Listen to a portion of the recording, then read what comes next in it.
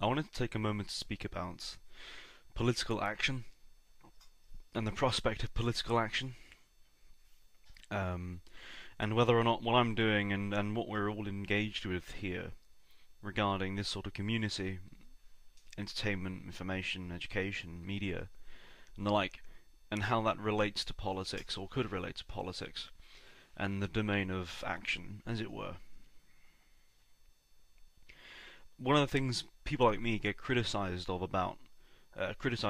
quite often, is for being armchair intellectuals, which is fair enough, right? People who just sit around talking about nonsense. Yeah, that's fair enough. I personally, I don't think I really fit into that category too tightly. But there are plenty of people who just sit around and talk and talk and talk and just give their opinions on all sorts of things, um, which doesn't contribute to anything, which doesn't really do anything, which doesn't mean anything beyond itself.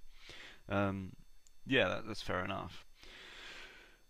But it's important to understand that the alt-right, and I consider myself part of the alt-right to some degree, maybe not as tightly as some others would, but nonetheless, uh, people who are familiar with me will be familiar with the community of the alt-right, and I'm familiar with it, and it's kind of an interconnection, interplay there. But the point of doing this is that it establishes a countercurrent, a counter-narrative, counter-media, counter-information. It's a counter-news network, a neo-reaction, which isn't really alt-right, but it has influence. It has the idea of the anti-versity, which is, well, the opposite of a modern university, where instead of having the kind of, as they call it, the cathedral, the university be part of the cathedral, it should be called the synagogue. But the university is independent, the antiversity, of the cathedral. Um, there is no leftist dogma, there's no ideology, which interferes in this sort of space. This is basically what the online kind of blogosphere of neo-reaction kind of is. It's an online anti-university, if you think about it. There aren't any qualifications per se, but it's kind of the point is to build a network of information and media, and that's what the alt right is. It's a network, and it has come about largely due to the internet and communication, and people wishing to discuss similar ideas which they can't discuss anywhere else, which has kind of squeezed things onto the net where there is still some level of freedom, as it were, to do these things without repercussion. Anonymity is obviously a big part of it. People like me are edgy and don't partake in that per se, but um, there you go.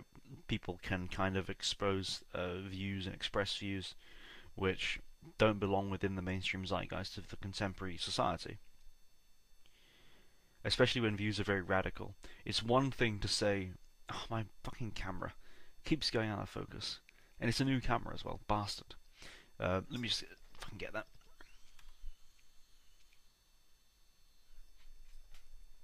There we go.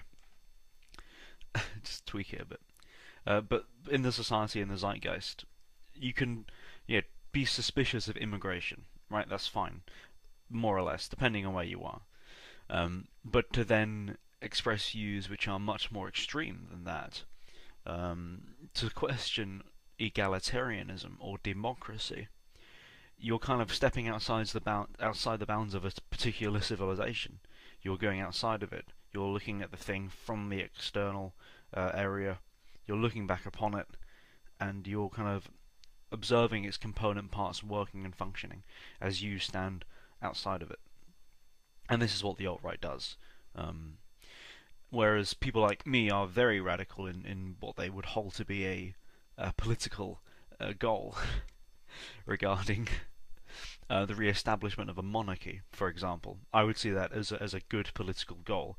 It's not a realistic goal at all, but I would see that as a good thing if we had a theocracy ultimately, which is, again, it's totally utopian and hypothetical. But we'll get onto that in a minute.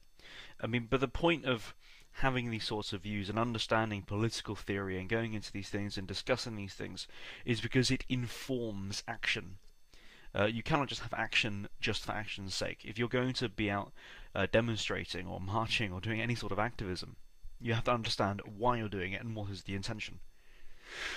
What are the ideological reasons for doing that? And particularly with the message, you know, various groups, they aren't just kind of without ideology. They aren't without a dogma. They aren't without an orthodoxy. They aren't without a set of beliefs which have been established and which are then further reinforced through evidence and logic and all the rest of it. Again, but good example, National Action. They're national socialists, more or less. They aren't communists or anarcho-syndicalists or anything else. They're one particular thing because they've arrived at a particular orthodoxy. And the people in that community who make the decisions about what they're going to do based upon logic in accordance with their ideology and what they want to achieve. So it's ultimately rather... There are people who do just sit around and just commentate, right? And those people, without the alt-right, without this broader network, without this broader community, are kind of doing nothing. But due to the alt-right, and the fact that it's a network, and the point is to generate and gather information and media, it's, again, like I said, about forming a countercurrent, which runs counter to, I suppose, the established mainstream zeitgeist. Political action is seldom, however, articulated through rigorous theoretical discourse. Political action, if you look at history, the big kind of changes which have happened have occurred in kind of moments of strategic importance when there has been a large socio-economic shift in society. You could say spiritual as well, of course, but dealing with the perspective of most people, socio-economics. Right now, it's immigration, in Europe at least, where I am in England. It's immigration, mass immigration, multiculturalism, all these things. The only thing which is going to convince people to vote differently or to think differently is that. It won't come through rational discourse or trying to argue with them, because, again, most people aren't rational. This is one of the problems with democracy, is that most people, it comes to a point, don't behave in a rational manner. They behave instinctively, emotionally, tribally. And the only people who you will argue and convince are very few in number. And they aren't going to be higher ups, because a lot of people are very bourgeois and very materialistic. If you have to go into a political party and try and convince someone at the head of the party to change direction, they have a lot riding on that. So you can't do that. What the alt-right will do, though, is condition a significant number of people within a certain couple of generations, my generation included, to basically ride the wave when shit hits the fan. And it will hit the fan within our lifetimes. Within the next 50 years, we will see mass changes throughout Europe, and all sorts of horrible things. But what the alt-right will do is condition people and prepare people mentally, psychologically, ideologically for these things, for these coming changes. And this is what happens anyway.